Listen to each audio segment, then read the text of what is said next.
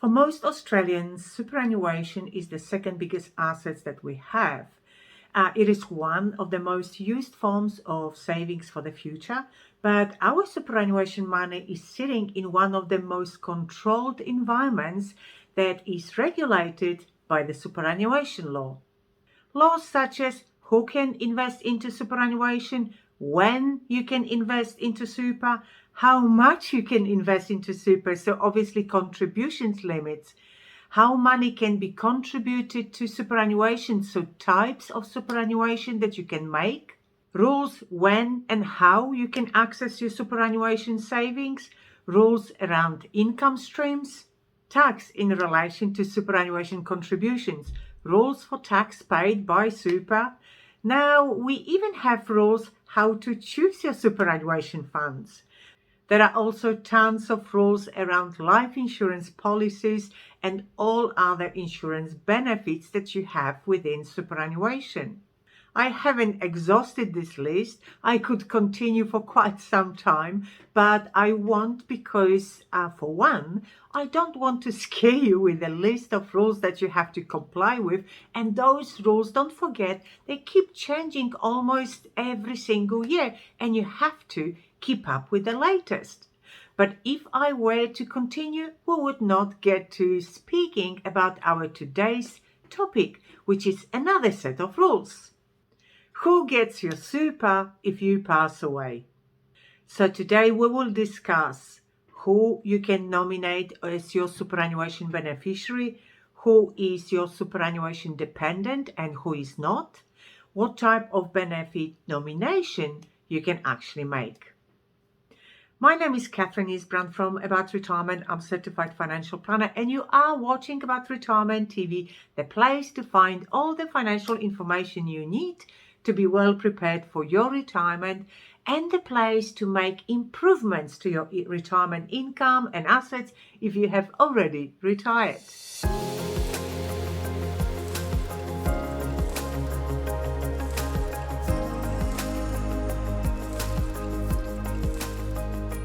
A character from Harry Potter and the Prisoner of Azkaban, Sirius Black, he said, "The ones that love us never really leave us." I know we don't like to think about our own mortality, but planning in advance for what is going to happen to your assets if you are no longer around, it is essential part of preparation of your estate. And it is simply being responsible person for the people you love and you want to care for even after you are gone. Super is different from all your other assets such as family home, your bank account savings, your shares, or even your investment property. It is the trustee of your superannuation fund that ultimately decides who gets your superannuation balance and any life insurance that is held within your super fund when you die. Super doesn't automatically go to your estate. It is not automatically included in your will. That's why it is essential to tell your superannuation fund trustee who you want to nominate. And depending on the type of nomination, they will either consider your nomination, be bound to pay according with your nomination, or make their own decision if they believe that your death nomination was incorrect or not obeying the superannuation law, or it was just simply too old to be considered. Just watch my video Super Death Benefit Gone Terribly Long to see what happens if the death benefit nomination is not created according with legislation and with no planning at all. So now let's see who you can actually nominate as your superannuation beneficiary. Superfund trustee can only pay your superannuation balance to eligible dependents or to your legal personal representative of your estate. And eligible dependents are restricted to these people only. Number one, your spouse. A spouse includes a legally married spouse or de facto spouse, both same sex and opposite sex. So leaving your super savings to your spouse of 20 years is easy. Just list the name of your spouse on a death benefit nomination form, specify the benefit, usually it's 100%, and then when you are gone, your partner will receive your superannuation death benefit. What about the situation, and I have seen this happening many, many times. You are no longer living together, but for whatever reason, you have separated but not legally divorced. Therefore, there has never been a financial settlement between you and your ex-partner. So if you haven't formally ended this marriage, your husband or your wife is still considered your dependent under superannuation law. Often people forget about such little details as changing death nomination in a superannuation fund. Therefore, if you pass away, your separated partner will be very, very pleased to pick up the check of your superannuation fund. One of the ugliest situations I have seen was when a gentleman died. His de facto spouse of 5 years didn't receive any benefit from his superannuation because the full benefit was paid out to man's first wife, who he had forgotten to divorce. While you can't be legally married to two people, it is still possible to have two spouses, a legally married spouse and a de facto spouse.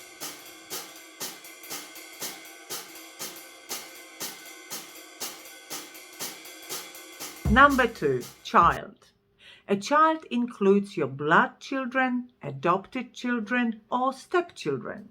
Be aware that although a stepchild is included in a definition of the child, if you end the relationship with the natural parent or the natural parent dies, the child is no longer considered as your stepchild.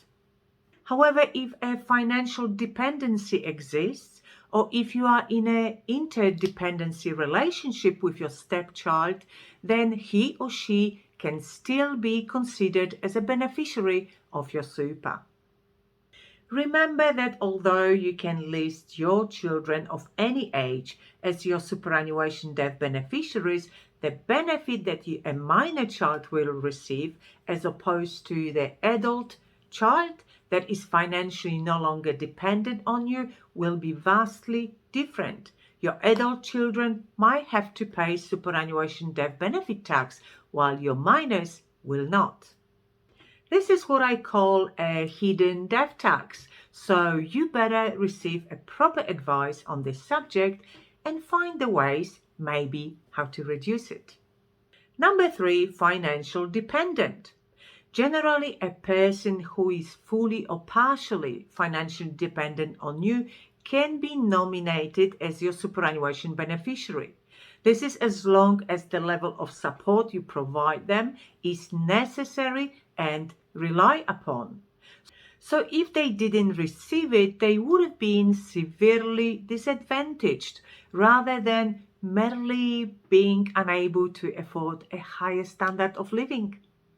Again, please be aware of all your decisions and please take care of your family members, as I have seen so many cases of elderly abused by strangers, other family members, or even own children. It makes your skin crawl. People pretending to be caring for elderly person and taking a financial advantage in the meantime. I remember many years ago when I was just a few years into my financial planning career, I managed to get a great position with one of the trustee offices in Melbourne. I had one specific client, an older lady, very wealthy, who lived near Bega in New South Wales. That is over 750 kilometers away from Melbourne. My client owned a building of flats. She lived in one of them and the other 4 were rented. She also had a great share portfolio that I was looking after, as well as her daily high balance bank account. At some point, I started noticing strange transactions going through my client's daily bank account, such as shopping at Woolies for an army, free TVs, brand new Subaru, new furniture. I immediately spoke with my manager, jumped into the car and drove all the way to find out what was happening. To make the long story short, it was my client's carer who helped herself to my client's money. Obviously, I immediately contacted the police. We registered the financial abuse, but the problem was that my client, she really loved her carer. It turned out that the lady was actually a really very good carer. She provided great service to my client. It just happens that in the process she also was helping herself to other benefits, and my clients didn't have mental capacity to understand what was happening. So I could not sack the carer because I was really worried what that would do health-wise to the lovely old lady, my client. But the repercussions would have been so much greater if I didn't go to investigate. It's only there when I found out that there had never been signed any contract of employment between my client and the carer. There had never been any payment made to the carer, but instead she lived in one of those units rent-free in return for the daily care service. She had the right to use ATM card to cover all living expenses for the older lady, so she kind of expanded that allowance a little. But you might not really even realize what it created. Not only the carer had an immediate benefit daily for herself and her family, remember free TVs, the furniture, the Subaru, but in the eyes of the law, she established an incredible history of financial dependence. If the older lady died, the carer had 100% legal base to challenge the will, challenge the decision of superannuation trustee, and get a big chunk of the estate under financial dependency laws. The older lady's son had no idea that this was happening, and he would have stand no chance to win the case, and most likely he would have lost a big part of his inheritance. So obviously on my return to Melbourne, I immediately set up an employment agreement with the carer with pay, insurance and living arrangement as part of her employment contract. I hated the carer's guts for doing it all. I wished I could have punished her somehow, but I was too worried about the impact it would have made on my client. She was my priority, and the last thing I wanted was to make her worry in any way. But believe me, her son was extremely shocked. And this guy was unbelievably lucky. And he really recognized that. And at the end, he was really, really thankful. So I wanted to tell you this story as it is so very easy to make mistakes that can cost you and your loved ones a fortune. Very often it is the case you don't know what you don't know, and this is exactly where professional advice is invaluable.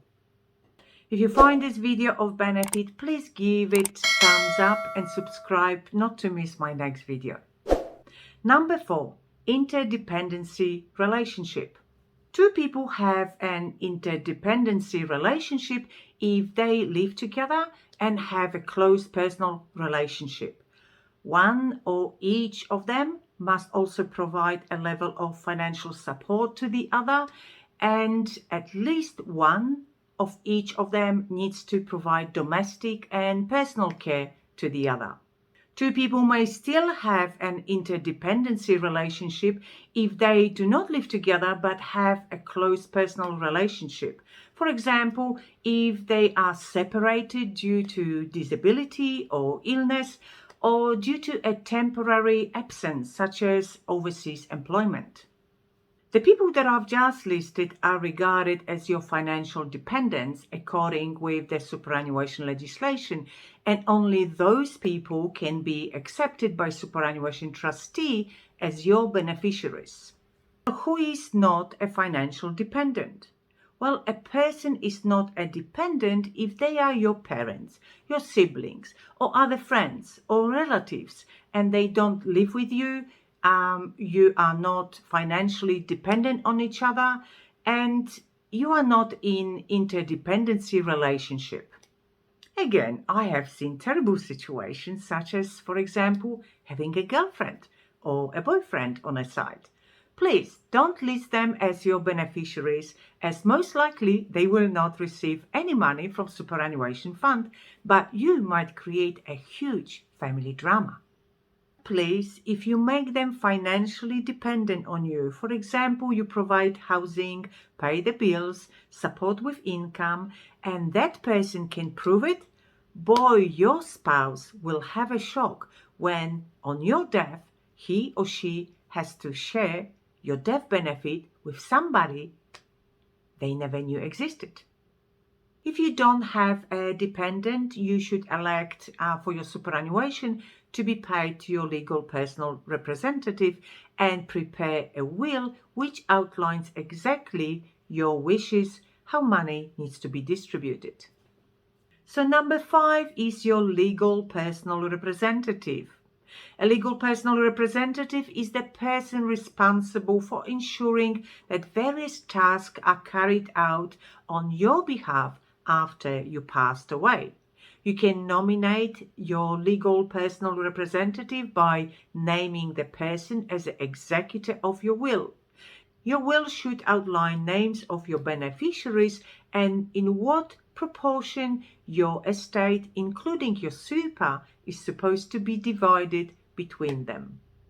So let's now talk about types of death benefit nominations that you can make. There are 2 types of nominations and you can decide which one suits you better.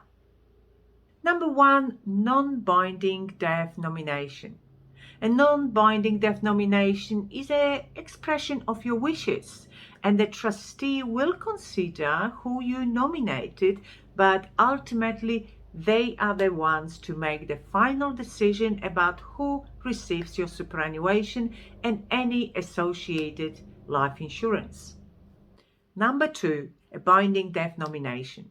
A binding nomination means that the trustee is bound by your nomination. They must pay your superannuation benefit to your nominated beneficiaries and they must pay in the proportions that you set in your nomination that was accepted by the trustee. Binding death nominations need to be signed and witnessed by 2 witnesses who are not named as your beneficiaries. Some binding nominations can have an expiry date. Usually it's 3 years. Most industry super funds have lapsing binding nominations. If you don't renew it, your superannuation fund will have no nomination at all after that period of time. Most super funds do send out letters to members to remind them to renew such nomination. Unfortunately, a lot of people don't really pay attention to such letters and their beneficiaries might have a little bit of problem receiving money as at that point, once your nomination lapses, it is your superannuation trustee who is making the final decision who gets the money. Also, a binding death nomination can be non-lapsing, and most retail funds provide this option, and they will be valid unless you provide a new nomination to your super trustee. A problem can appear, however, if you break up with your partner and you forget to change your nomination. Here we go. So I explained the basics of your superannuation death nomination. It is essential to understand those options, but there is also a great deal of financial impact that your decision has on your beneficiaries and on your estate. For example, number 1, when to use reversionary nomination.